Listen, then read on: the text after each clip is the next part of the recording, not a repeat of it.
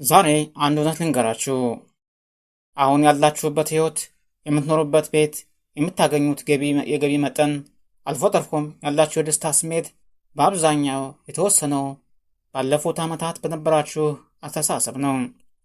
ብዙዎቻችን ህይወታችን እንዲቀየር፣ አካባቢያችን እንዲቀየር እንፈልጋለን። መንግስት ቢቀየር፣ ስራ ባገኝ፣ ዘመድ ቢረዳኝ እንላለን። ግን እውነታው ግንባራችን ውስጥ ያለው አስተሳሰብ ሳይቀየር ዓለም ቢቀየርልን እንኳን እኛ ባለንበት ነው የምንቀረው።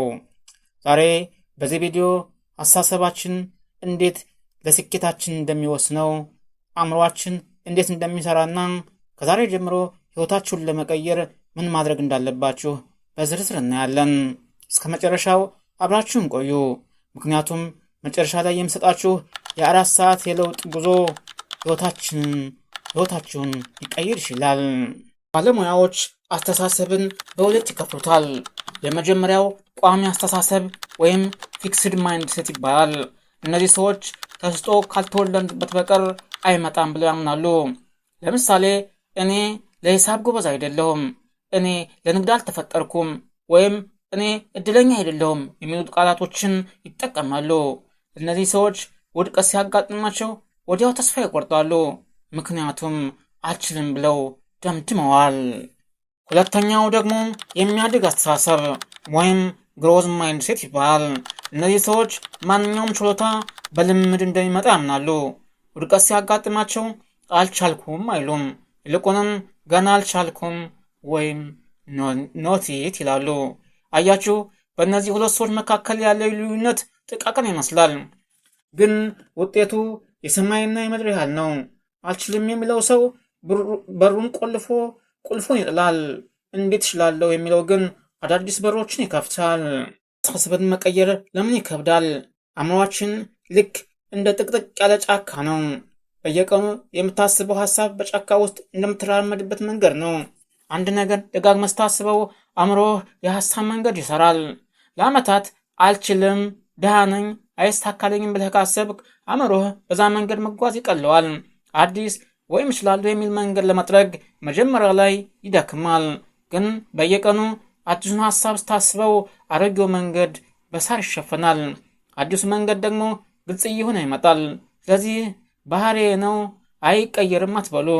አእምሯችሁ በማንኛውም ዕድሜ የመቀየር ብቃት አለው። አስተሳሰብን ከሚቀርጹት ነገሮች አንዱ የምናገረው ቃላት ናቸው። ለራስህ የምትነግረው ታሪክ ምንድን ነው?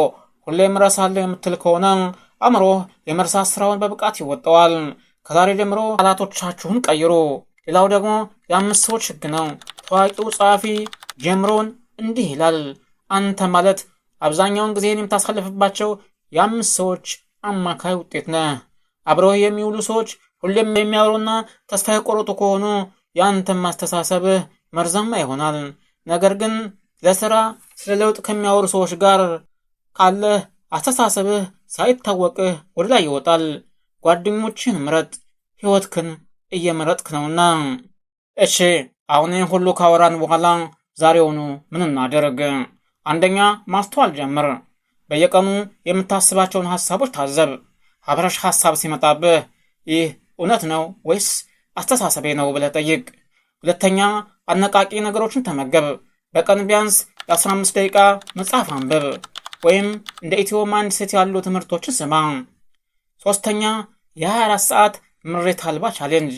ለሚቀጥሉት 24 ሰዓታት ስለ ማንኛውም ነገር፣ ስለ ኑሮ፣ ስለ አየር ጸባይ፣ ስለ ሰው ላለማማረር ቃል ግባ።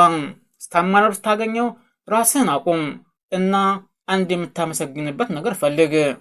ውድ ተመልካቾቼ፣ አስተሳሰባችሁ ሲቀየር ዓለም የተቀየረች ይመስላችኋል።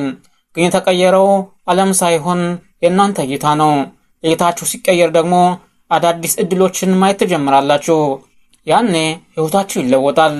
ይህ ቪዲዮ ለአንድ ሰው እንኳን ለውጥ ካመጣ የኔ ትልቅ ደስታ ነው። በቪዲዮ ላይ ያላችሁን ሀሳብ ኮሜንት ላይ ጻፉልኝ። ለሌሎች እንዲዳረስ ላይክና ሼር እንዲሁም ሰብስክራይብ ማድረጋችሁ እንዳትረሱ። በሚቀጥለው ቪዲዮ እስክንገናኝ አስተሳሰባችሁን ያሳደጋችሁ በሰላም ቆዩልኝ እያልኩ ሰናበታችሁ። ቀጣዩ ሳምንት የስኬት እንደሆነ